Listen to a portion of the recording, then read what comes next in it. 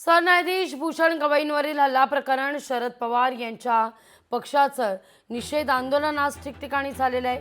बारामती सुप्रिया सुळेंच्या नेतृत्वात आंदोलन झालं तर छत्रपती संभाजीनगरमध्ये रोहित पवार यांच्या उपस्थितीत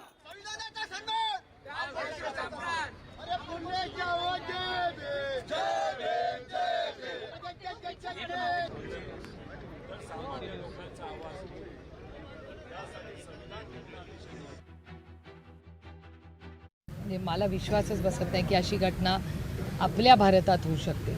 पण ही अतिशय दुर्दैवी घटना आहे। पण ती फक्त घटनेवर थांबत नाही, त्या प्रवृत्तीबद्दलही आपण सगळ्यांनी एक समाज म्हणून त्याची चर्चा केली पाहिजे आणि ही प्रवृत्ती कुठेतरी थांबली पाहिजे। हा देश भारतरत्न डॉक्टर बाबासाहेब आंबेडकरांनी दिलेल्या संविधानाच्या चौकटीतच चालणार, हा कुणाच्या मनमर्जीने चालणार नाही। आणि इतक्या मोठ्या पदावर असा जर हल्ला होत असेल तर एक समाज म्हणून, एक भारत म्हणून हा भारतासाठी एक काळा दिवस आहे आणि त्याचा जाहीर निषेध झाला पाहिजे। लोकशाही मराठी ऐका, पहा, जागरूक रहा।